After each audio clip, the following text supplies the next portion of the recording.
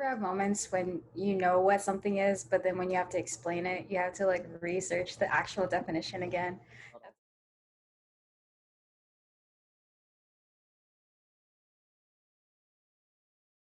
I can go first.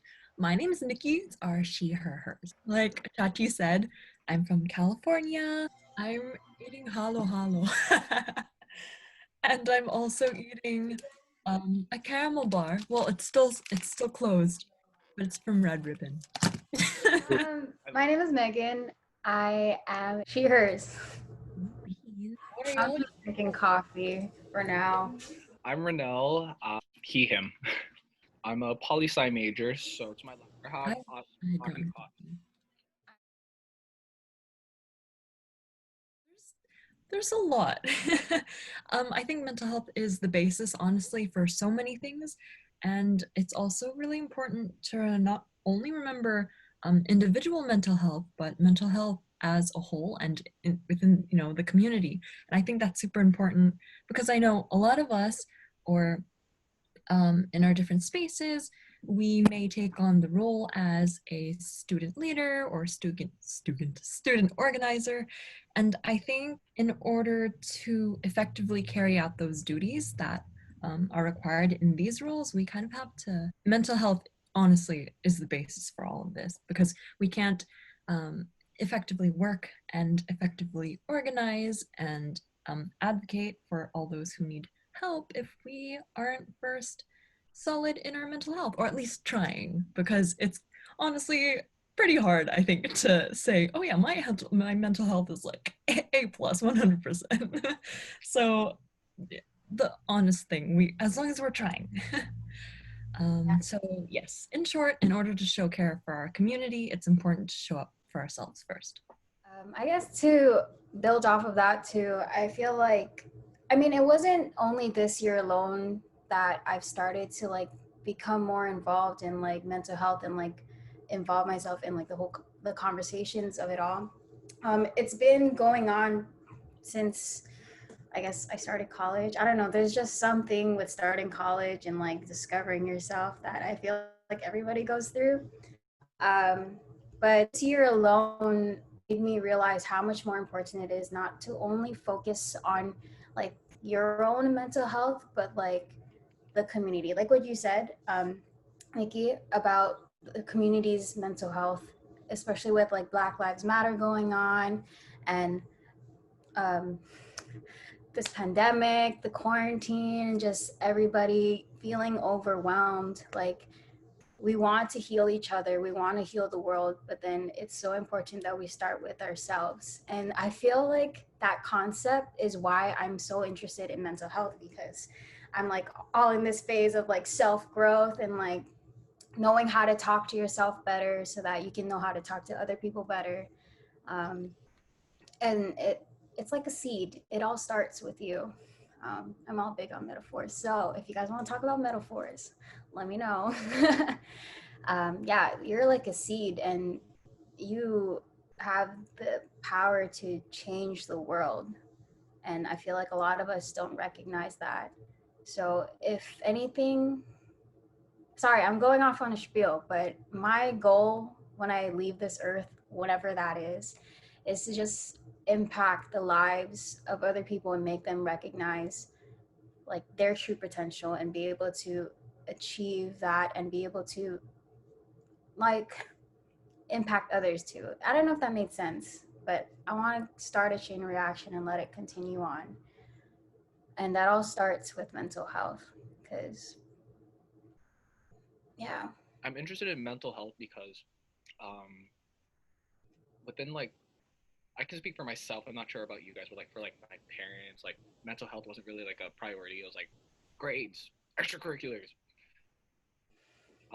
be successful, like be a lawyer, be a doctor, be a nurse. Like it's like focused on such like a capitalist like perspective. Like you don't have time to like assess like, oh, am I doing okay? Like what's my mental health? Like um, am I doing like what can I do to better myself in terms of my mentality? It's more so drive yourself until you appease your parents, which I don't know. That's not really like the best way to put it, but like you have to appease your parents before you can appease yourself, so that when you appease yourself, everyone is good. Basically, you put yourself last. So like that mental health perspective was like what I was like instilled, what was instilled within me. Um, yeah, only recently when I got into college was did I really take a step back and I was like, do I want to do this? Do I want to pursue being a lawyer? Is it really what I want to do? What truly makes me happy? Like, and like trying to take yourself out of like what you grew up with and then reevaluating yourself is like that whole like self growth like journey thing, right? That's why I like mental health and like I think it's an important topic. Yeah, I agree. Bouncing off of what you just said, um, it kind of reminds me of how important all these community discussions are that kind of circulate around mental health. And I'm really happy about it because it is, from what I've perceived, on the rise. I mean, there are so many, compared to before, and I think it's inspiring to see the community trying to hold these spaces to talk and all that stuff. Um, yeah, so I took a few notes before this just so I don't like go too off track. But yeah, I said holding open discussions with community is so important because growing up, these discussions, at least for me, and like you said as well, weren't held. And it's also important, I think, to remember that it isn't it isn't necessarily the fault of our parents or guardians because the way they teach us, it was the way they were taught, and um, it it's the way that they knew how. So um, it's good that I think we're recognizing this so we can kind of stop or change the way we raise our future generations, whether that be our future children or just younger generations in general. This also reminds me of a quote that I heard when I attended a meeting for, what are they called? Filipino Advocates for Justice. They're based in the East Bay, near where I'm from in California. And they held a workshop called Building Wellness. And one of the quotes that definitely stuck with me and that I wrote down in my planner is, when I heal my ancestors. And when I heal those who are yet to come. And that's just so inspiring, and it's yeah, no, I guess I don't even really have to say anymore because I think they're in the words. I have no idea if you can see me just like snapping my fingers and like fist bumping in the air every time you talk, because just that quote too, I think I wrote it down, but I wrote the first half, but I forgot the last half. But thank you so much for bringing that back. And like you said, the quote in and of itself, just it's self-explanatory. Like when we heal ourselves, we do heal like those who come after us, and in a sense, we heal our ancestors. Um, that's such a People move out for college, but no matter, even if you move out or if you don't move out, you still gain a certain sense, a new sense of independence when you do um, enter this new stage of life. So I think with this new independence comes a new way of kind of thinking and motivating yourself to do things. And I think that kind of just goes hand in hand with mental health. I'm not sure if there was a single example where I was like, mental health is important today and it will be for the rest of my life. I don't think there was a certain, singular event. But rather, I think, at least for me, I think it happened a bit more gradually. I mean, sure, there are more events that I think were more significant and louder than other events. Um, but I think for me, even just paying greater attention to my peers and my classmates, I feel like that's when I kind of, like, while caring for my friends and my classmates, that's when I kind of realized the importance of mental health and the importance to not only um, be there for others, but also look internally, if that makes any sense. I think for me, like, yeah, same thing. Like, there was no like specific like event that was like, oh, mental health, like I need to get on that train, or like, oh, mental health like actually matters. Like it's something that I have to like point out to myself like frequently. It was more so like after every semester would end, I'd see myself change, like in terms of mentality, in terms of like having like self-reflection every once in a while. Like back when, oh god, high school, back when I was in high school, it was such like a regimented, like it was so regimented, like schedule, like block schedule. Like what was it, like for me it was 7:50 until 1:37. That was like my high school day, like just classes back and forth, back and forth. But like even with such like a rigorous schedule, like I never had like that time to like reflect and think, oh, I'm so sad because of this or that, or I don't feel this way anymore, or like it. I never, growing up, I never had like, I wouldn't say like the luxury, but I just never had the time to do so.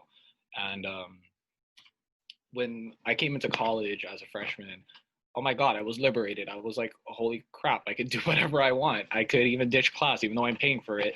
But I've only ditched like class like twice. But um, yeah, it's just having that sense of liberation from like parents, school, um, and like just being able to say that you're like an adult now and you go to college and that you have like you're making no, well, not making a living, but you're putting the steps to get yourself somewhere, is like that's what puts a lot of pressure on you to say like, oh, I need to double check with myself. How am I supposed to do like all of this when in reality I can barely even check it on myself. So like it was all about that developmental growth basically. Near the end of my first year of college, because I had the opportunity to go away from home. I actually went to USF, University of San Francisco, Bay Area.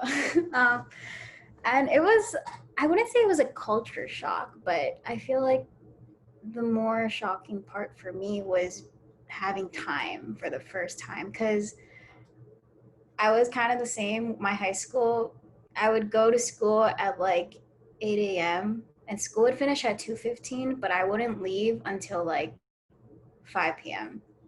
And then after that, I would go straight to work. And after that, I would go do homework. And then it was the same thing over and over again, um, for pretty much my entire high school career.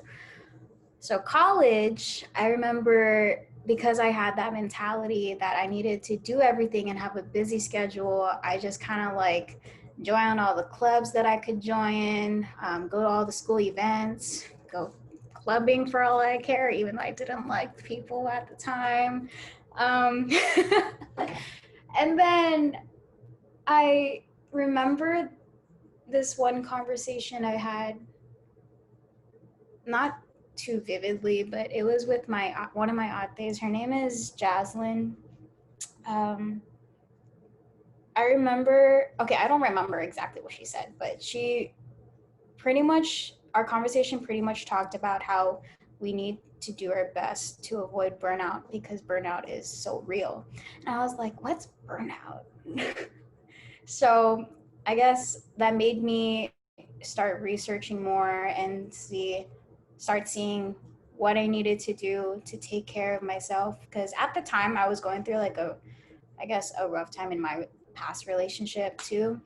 And then I was putting more focus on that, and then focusing on school, focusing on making my parents proud, and not so much on like how I was handling everything. So I guess that conversation with my ate really opened my eyes to what I needed to do in order to heal. I would say that now, but at the time I didn't know I needed healing. So I don't know if I'm going to yeah. speak on both of them, but I think just one of I really liked how you said that you didn't know you needed healing at the time, and I think that's something that's so common with that's that's totally valid and all that. What else? You mentioned burnout. So there's this, I don't know if he's a researcher. He's from UC, no, UCLA. His name is Ruben De Leon, and I worked with him at the Blue Sun Center. And if you ever see his name anywhere, then I highly recommend his reading up on his research research or whatever, because I don't think I've ever I don't think I've ever felt so seen in his research. I guess I'll delve a little bit into what he does. He's a Filipino American, and he also did his undergraduate at UCLA, I believe, or somewhere in California. I'm pretty sure it was also UCLA. But he talks a lot about different words, but it's basically burnout, and he talks about legacy fatigue. And then he brings up that the system of the university isn't necessarily there for the Filipino American. It's interesting.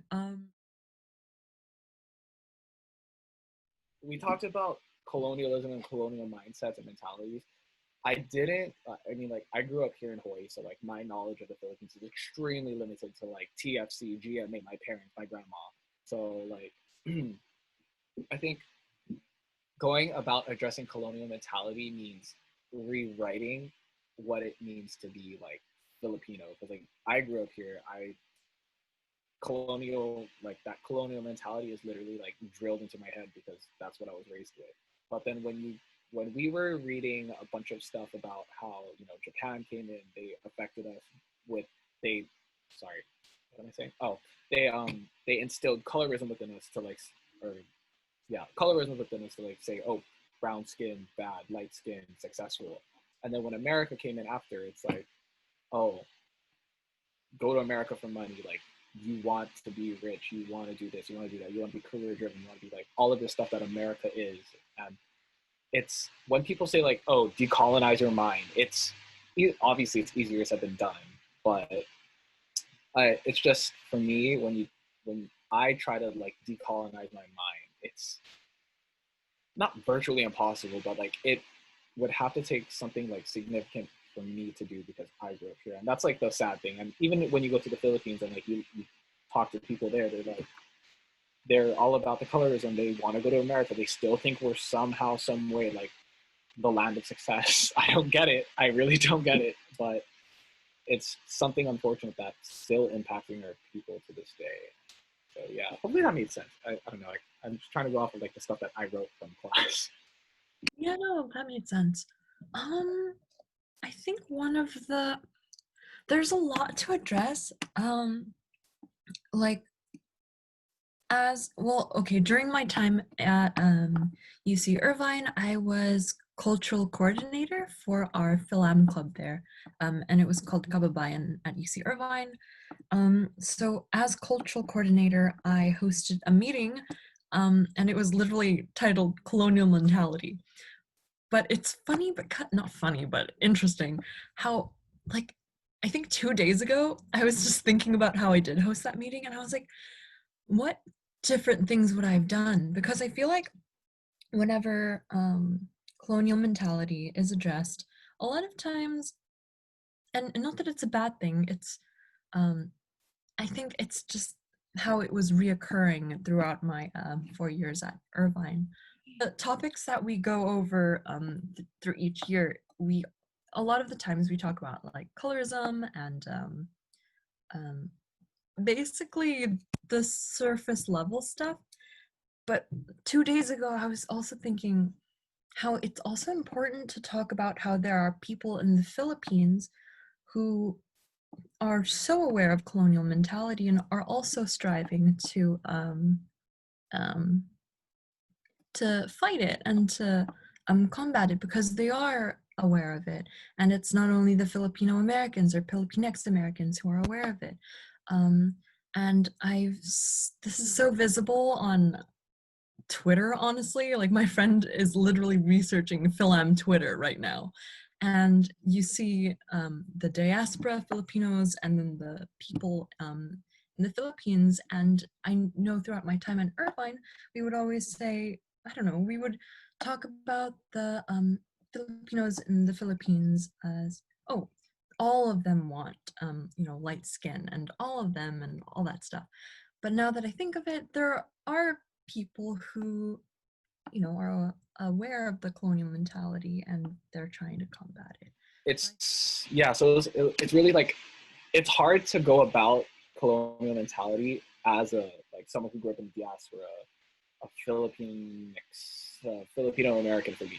I compare myself to how my friends who actually grew up in the Philippines but ended up emigrating here, how they would like address colonial mentality. I think like they are super passionate about wanting America out, wanting to like just rewrite Filipino identity for Filipinos basically, and like not having the input of the white man or of the colonizer basically. And it's something hard to do because I think that my parents, they're literally their minds are like colonized as hell.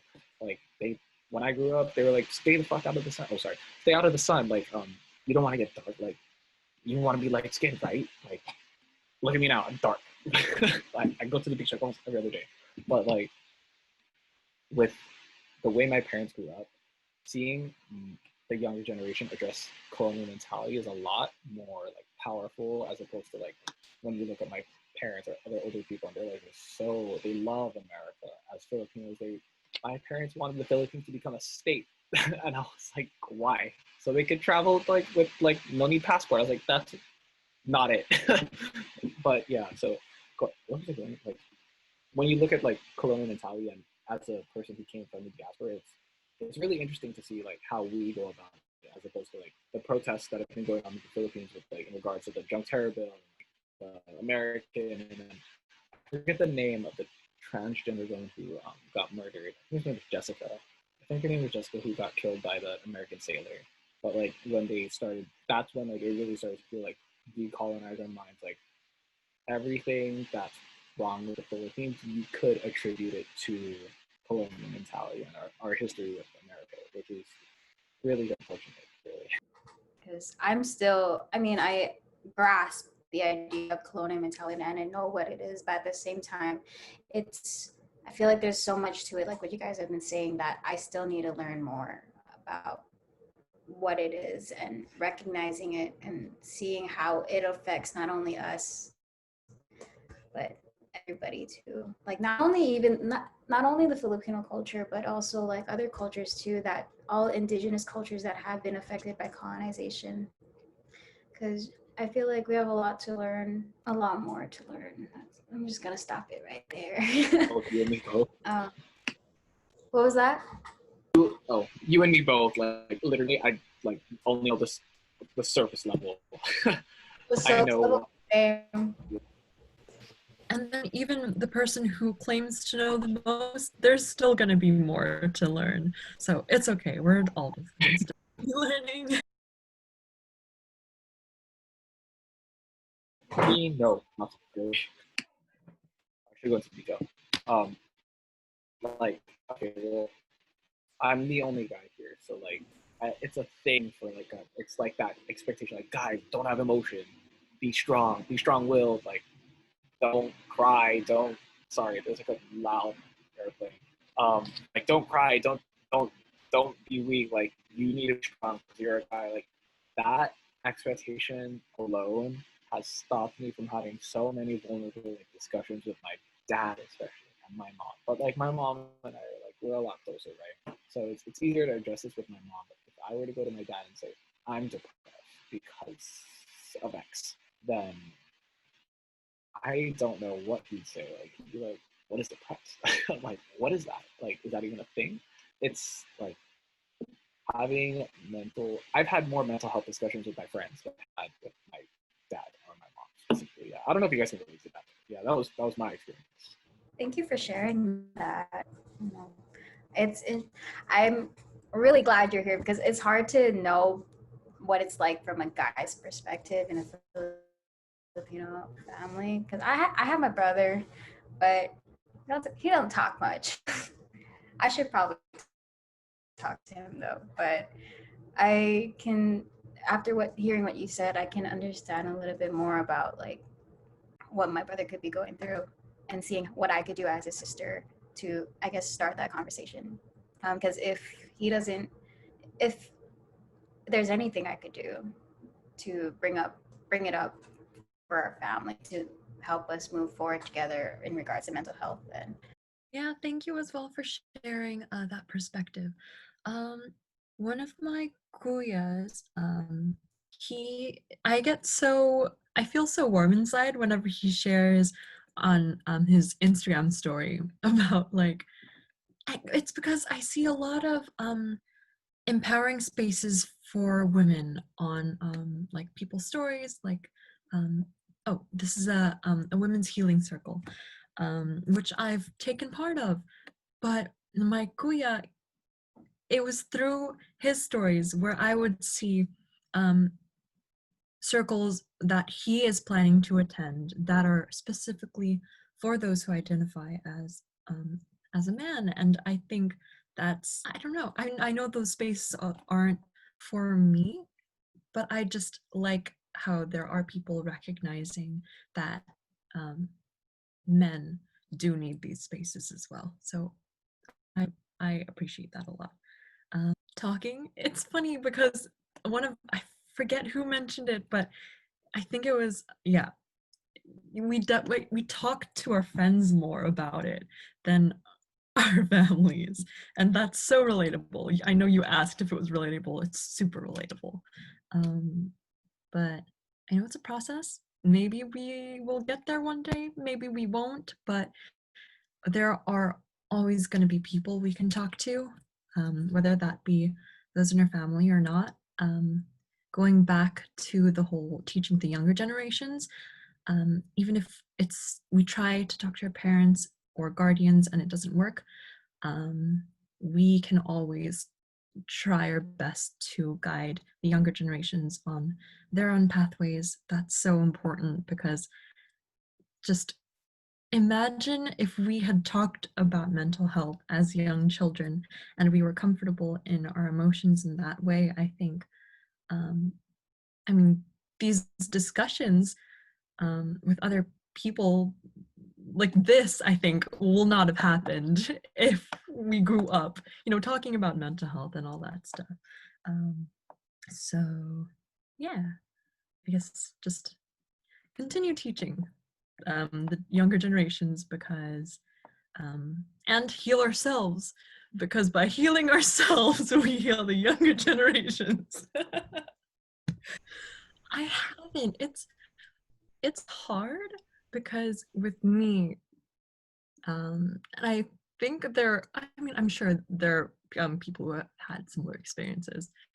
You can try. I get angry before I can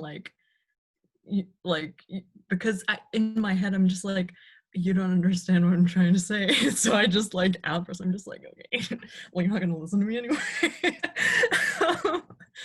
But um okay, this is advice that I was told or that I've heard at a webinar practice, but by remembering they're human too, just take them for a second out of the parental position. Think of them as a human being. They're constantly learning as we are. They're constantly, I hope, trying to understand as we are. Yeah, just trying to think of them as a human being who is flawed, just as we're trying to hold these conversations. I know that we'll become impatient, and we might both become impatient, and not even might because it's like almost 99% of the time here in this household. But as long as we try, that's what matters. And if it doesn't get where you wanted it to be, it's a process. You're not going to get there in one day, and that's okay. Yes, bouncing off of that. It is a process, and I really love that you brought that up because I think talking to our parents, especially because they have this bias that because they're our parents that they have the right to I really don't like to say this, but it's the hard truth. They, at least for my, I feel like because they are my parents, they have the right to they feel like they have the right to disrespect me, and regardless of how much disrespect I get, I have to respect them because they're the elder, that mentality. And I have this habit of calling them out on it, which is pretty bad, but at the same time not bad. um, and when I do, this leads back to like bringing up mental health and like calling and like trying to help them understand or to get them to understand it. and how like their actions or their words affect me and my brother. That whole conversation is a process, and in the near future I don't see any like success in having them fully understand or grasp the idea of what mental health is, but I want to. Nor do I practice it as much as I wish I like, nor am I good at it. I practice it, but I'm not good at it. But the idea of having it, keeping it as a process is important, because then that continues to push us to continue working at it rather than seeing it as like, okay, I had a conversation, I'm done here. Because there's no growth in that for either party. Like not for me, not for my family, not for those who come after me. But I really like to think of it at the end of the day that nothing, what is that quote everybody like has on their Tumblr, like their Twitter, nothing worth it ever comes easy. um Something along those lines. So I know for a fact that at the end of the day, just having that conversation with my family or my parents, though it's not going to be successful, it will be worth it in the long run, because like I said in the beginning of this convo, it's like planting that seed, for them to think about. And like what Nikki said, they are human. They have emotions. And I know that probably sometime throughout their day, the conversation will pop up and they'll be like, huh, maybe I should be nicer today. Or maybe I should ask them this. But because we're human, we also have pride. So they won't bring it up unless you bring it up. I know every family is different. I'm blessed with parents, even though they get me so mad, that they attempt to understand um, where I'm coming from. And, I think in having these conversations too, it's important to recognize the blessings as well as like the fact that they're human, like to be able to have the opportunity to and have that free will of choice to have that conversation with our family, with our parents, like that in and of itself is a blessing. And when you recognize the blessings that you have, it keeps you going. So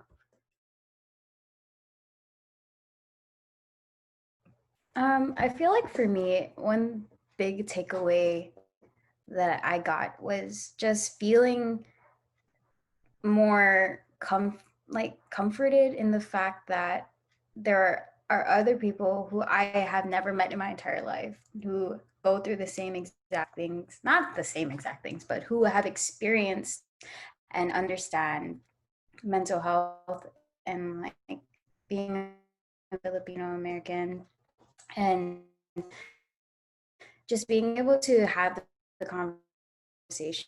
I'm really grateful for that. So I just feel like I've learned more by having this conversation. And that is it. I feel like my mind is scatterbrained right now. I just don't know what.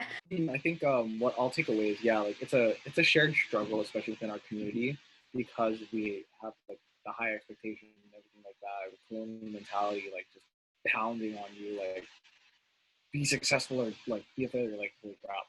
But I think the biggest takeaway is like something that Megan said earlier is like count your blessings and that'll keep you going. Like I'm thankful that I have my to like to reprieve to, and like although my dad may not be the best person to like vent and talk about like my feelings, I mean he's still there and I'll love him regardless. But like, God, so frustrating. But like, I'll love him regardless. He's my dad. But yeah, I think it's counting your blessings and then knowing that you're not alone in this is like the biggest takeaway from me. Yeah. Honestly, I think everyone has said it already. But I'm just gonna bounce off you two and go ahead and say that we're not alone in whatever we're facing throughout every day. Obviously, like Megan said, we all do have our own stories,